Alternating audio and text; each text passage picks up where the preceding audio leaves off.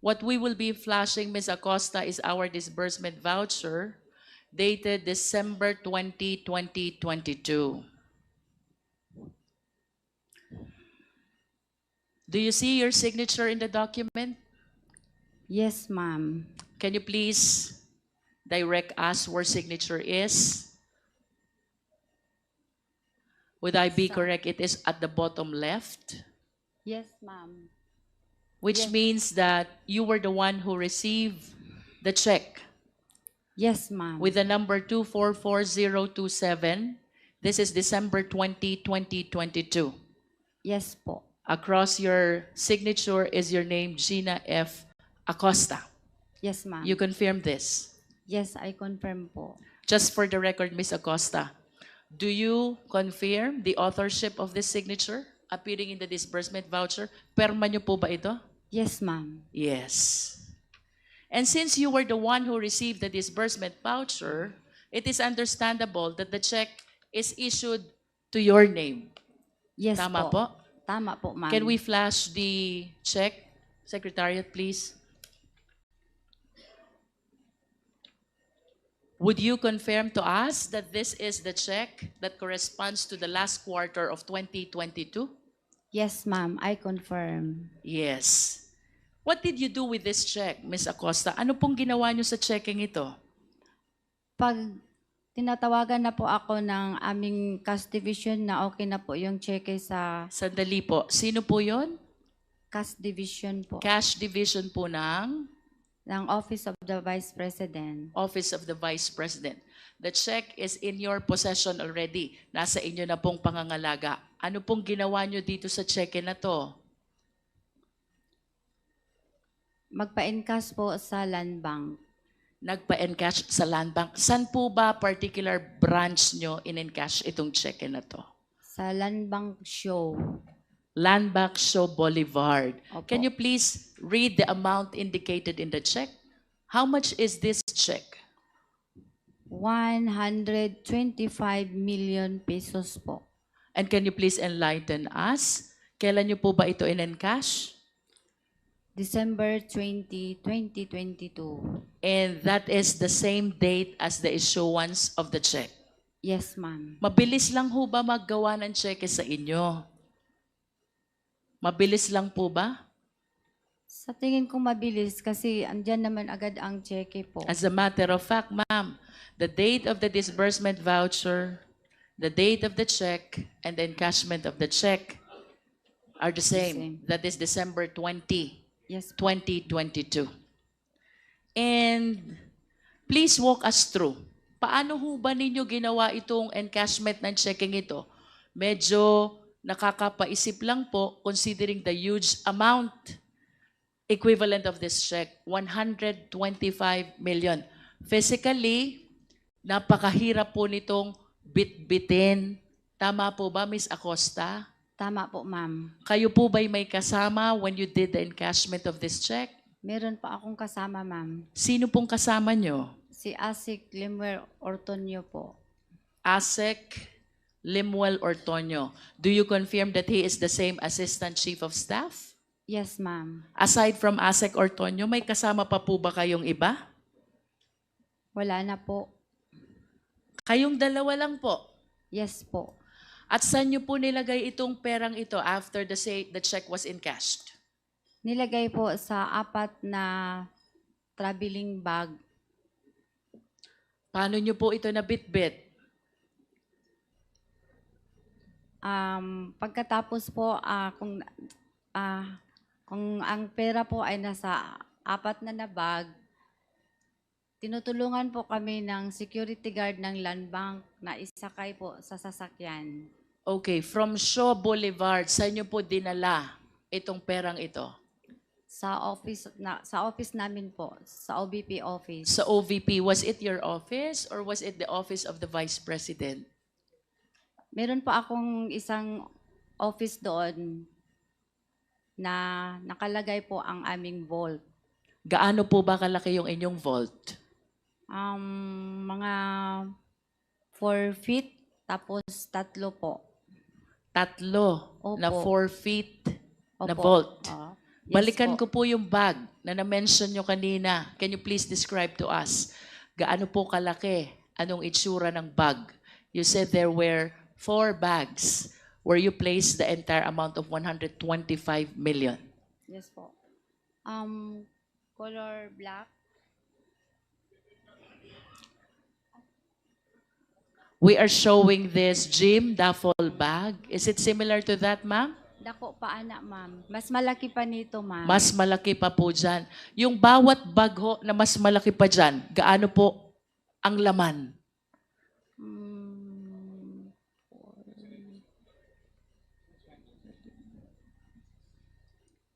mga more than 30. 30 So M. the 125 million was divided into 4 bags. One bag is 30. How about the second bag?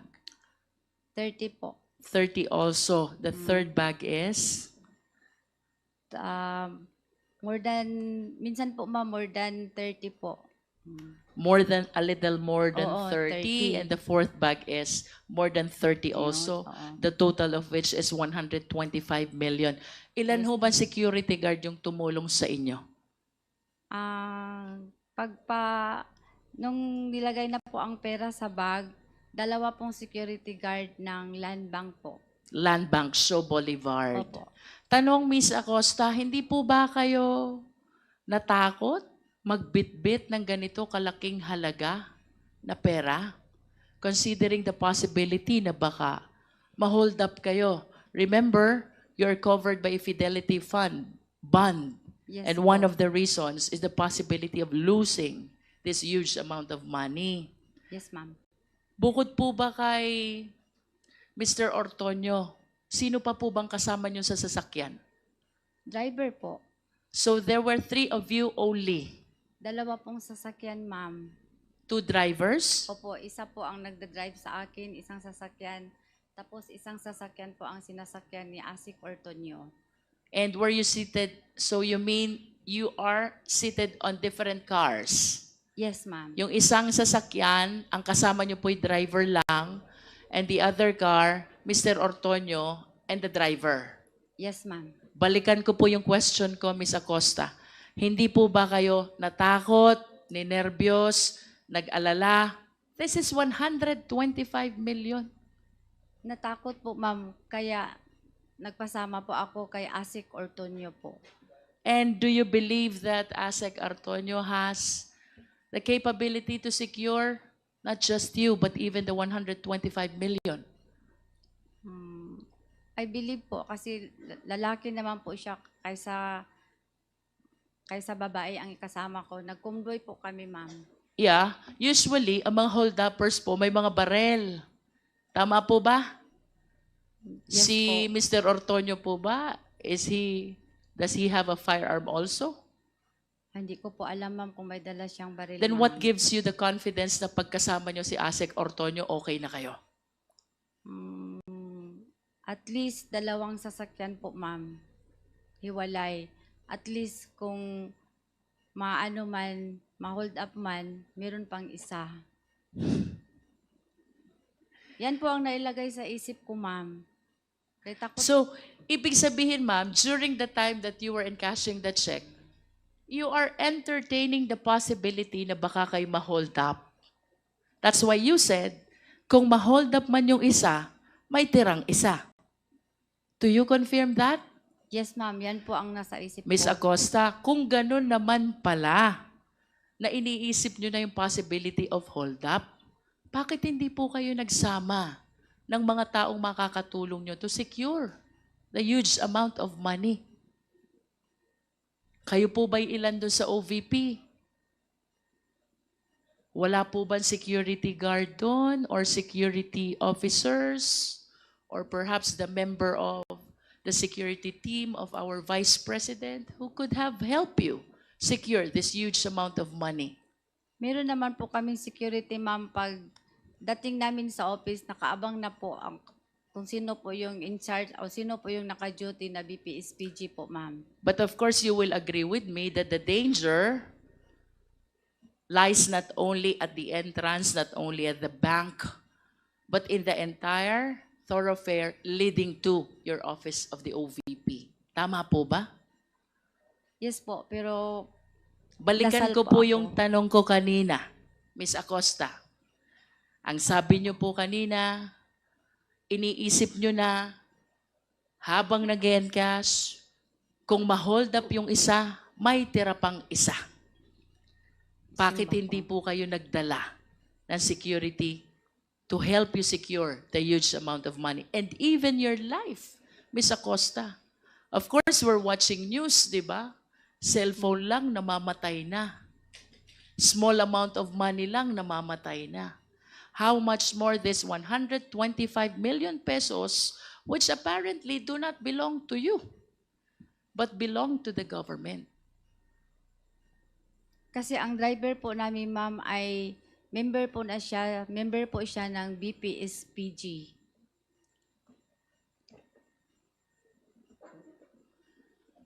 The Isa driver is a member of the VP, SPG. SPG, and you believe that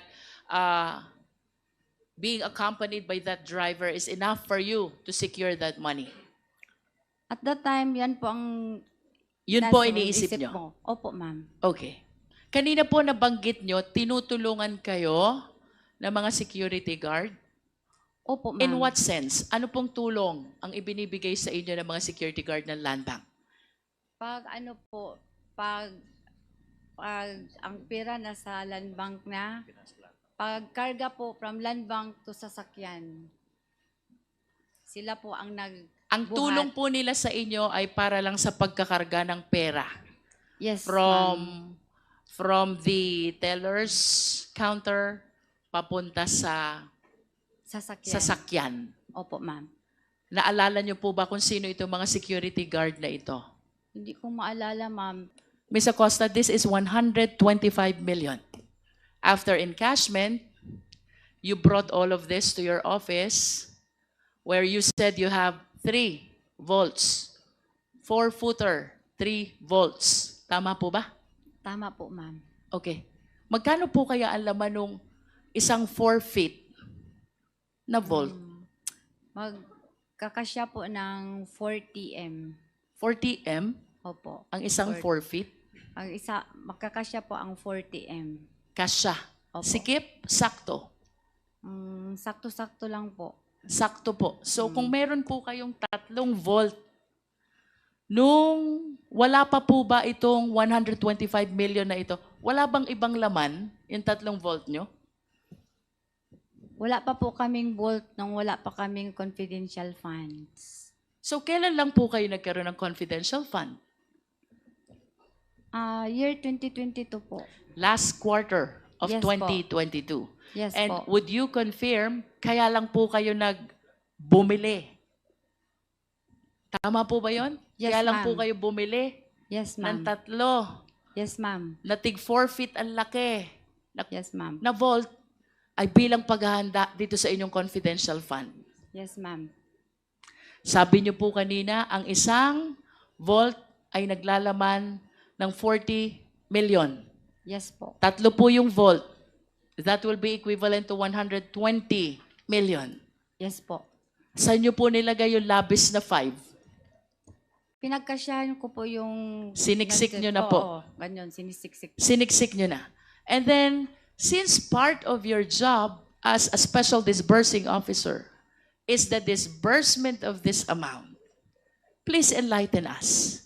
Paano niyo po ginastos, ibinayad, inirelease itong 125 million pesos? Ganito po ang nangyari, ma'am.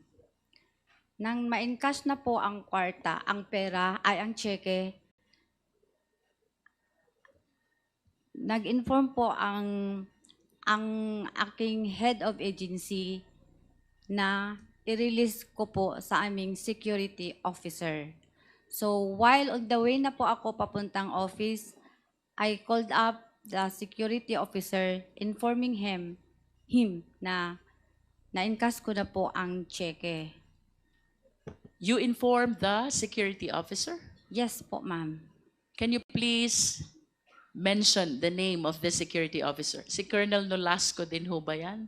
Hindi po, ma'am. Sino po yan? Si Colonel La Chica po. Colonel La Chica. Can you Opo. please enlighten the committee? Sino po ba si Colonel La Chica? Si Colonel La Chica po siya po ang ground commander ng aming BPSPG na na-assign po sa Office of the Vice President. Okay. So you inform Colonel La Chica that you have encashed already the check. Yes, How ma'am. about the physical handing of the money? Mm. Kailan po nangyari yan? December 20 din po. Magkano po ang binigay nyo kay Colonel La Chica? Binigay ko po sa kanya lahat ang 125 million po. At saan po dinala ni Colonel La Chica? Yan ang hindi ko na alam, ma'am. Sandali lang po. Anong oras po ba kayo nakabalik sa OVP? Mga around 4 p.m. 4 p.m. Opo. How long did it take you to be able to organize the 125 million inside the 3 vaults? Actually, ma'am, hindi ko pa po nalagay sa aking vault. Kasi pagtawag ko kay Colonel La Chica na na-encash na po ang cheque, Kanina po sabi nyo, pinagsiksikan yung 125, di ba? hindi po, ma'am. You said that. Ang interpretation ko po noon, ma'am, kung na-encash ang cheque, saan ko ilagay. Pero on that withdrawal, ma'am, tinawagan ko agad si security officer. Okay, so you are saying now that the money were never placed inside the 3 vaults. Yun po ba gusto nyo sabihin? Yes, ma'am. Yung withdrawal na po yun, ma'am. Okay, sabi nyo po 4 p.m. kayo nakabalik ng OVP. Kung hindi nyo po pinasok dito sa 3 vaults, saan nyo po nilagay? Doon po sa isang office po na nandoon yung vault. Pero hindi pa nailagay sa vault. Ang bag nandoon lang Kanino sa po office. bang office yung tinutukoy nyo? Is that your office? Extension office ko po, ma'am, na ako lang ang may susi. Extension office, kayo lang ang may susi. Okay. You just place them on the floor? Ganun ho ba yun? Pinasok ko, ma'am, sa floor kasi nagsagot man agad si Colonel La Chica na coming siya. Kasi Okay. dyan naman lang siya sa kanilang opisina. Saan po ba ang opisina ni Colonel La Chica? Yung sa Camp Aguinaldo, yung kulay blue. And how close is this to the office of the Vice President, ma'am? Siguro mga 20 minutes o 30 minutes 20 makarating na minutes siya. drive. Kung kayo po ay nakarating dito sa OVP at around 4 p.m. at pagkatapos nyo pong dumating, nilagay nyo sa extension office just on the floor, the entire 125 million, hindi nyo pinasok sa vault, anong oras naman po dumating si Colonel La Chica? Mga 4:30 po. 4:30. Yes po. At ano pong ginawa nyo dito sa pera pagdating ni Colonel La Chica?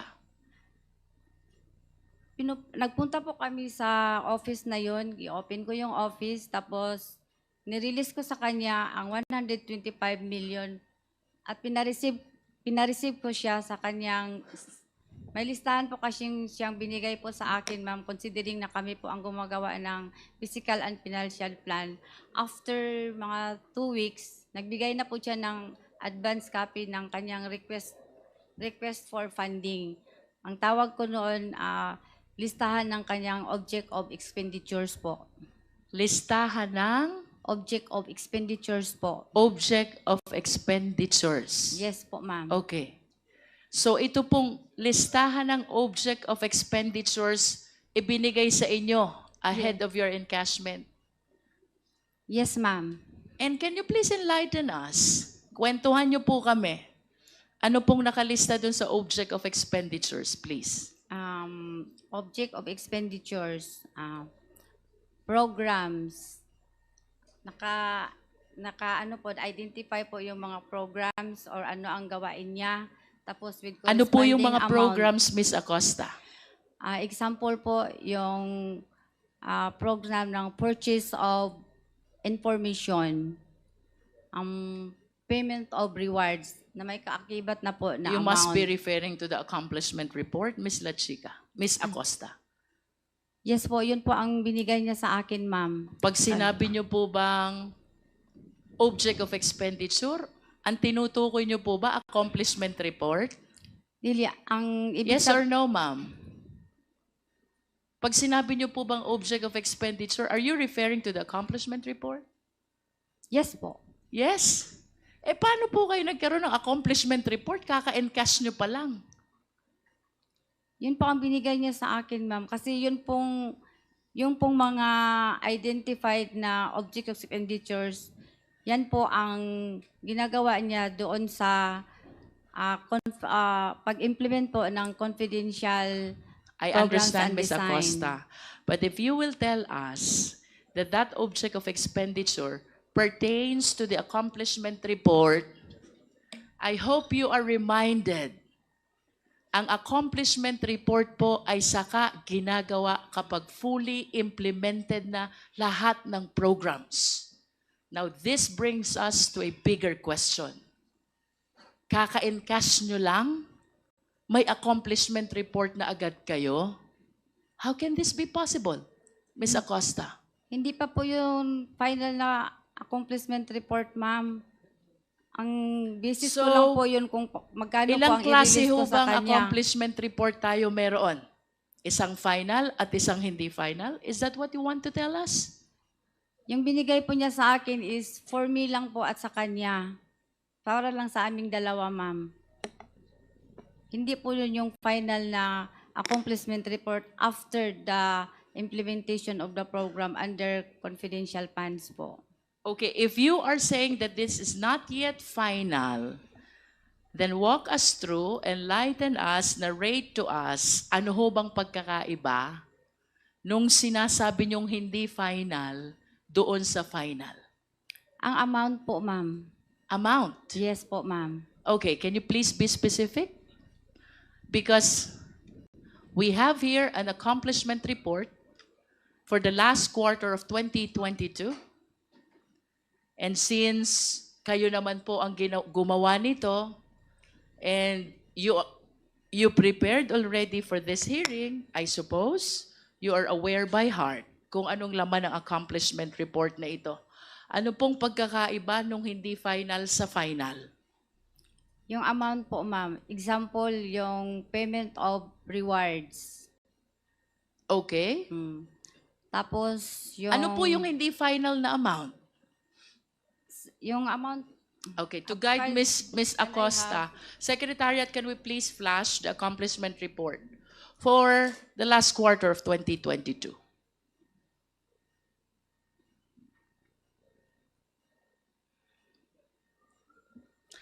At kung may sinasabi po kayong accomplishment report na hindi final, will you be generous enough to share it with us?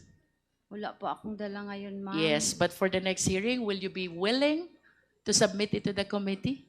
Yes po. Yes. Okay. Ms. Acosta, we have here the final, I suppose, because this was provided by the COA, accomplishment report for the last quarter of 2022. Ang sabi niyo po, sa amount lang kayo nagkakaiba. Yes po. Can you enlighten us? Bakit po nagkakaroon ng disparity sa amount? Kasi po, example po yung payment of rewards, ma'am.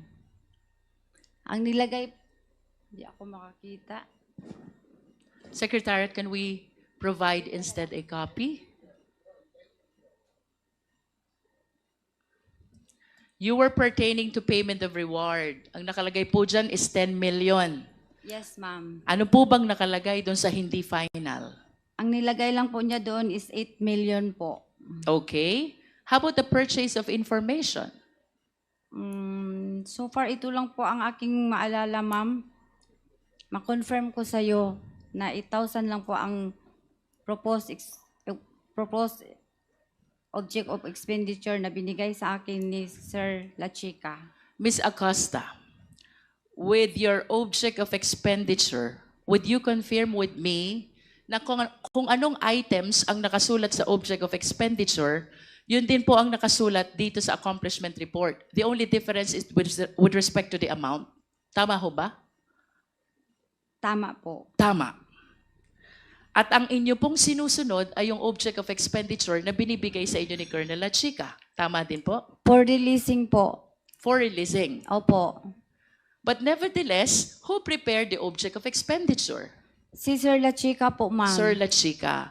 Kung si Sir Lachica po ang gumagawa ng object of expenditure at yun po ang sinusundan nyo sa pagre-release ng confidential fund, tama po bang sabihin na si Colonel Lachica ang nasusunod sa preparation ng accomplishment report?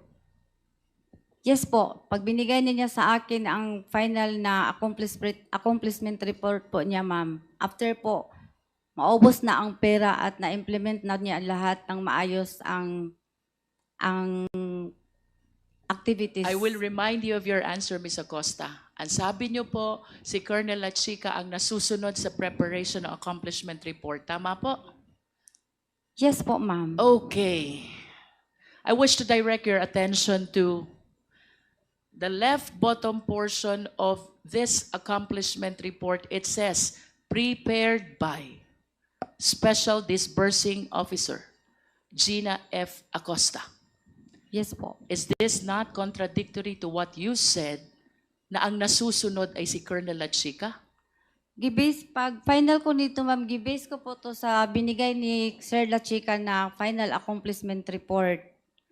So, kinokopya ko lang po. Ibig sabihin, kayo po ay tagagawa lamang ni Colonel Lachica. Hindi naman po.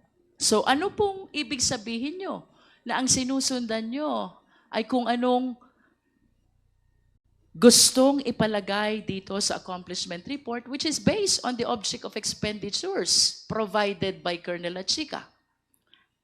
Ang nilagay po niya sa object of expenditures po, ma'am, ay in connection na po sa aming prepare ng financial and physical plan po. Kasi kasama ko po siya paggawa ng financial and physical plan. Financial and physical plan. Sino po bang gumagawa ng financial and physical plan? Ang nagdradraft po, ang nag-prepare ako po at si Sir Lachica. Okay.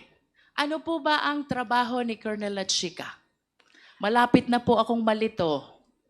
Malapit ko na pong isipin ang disbursing officer ay si Colonel Lachica. Hindi po. What is the designation of Colonel Lachica, please? Siya po ang aming security officer. And as security officer, ano ho bang trabaho ni Colonel Lachica? Is it her job to prepare the financial plan? Hindi po. Is Siya- it her job to prepare the accomplishment report?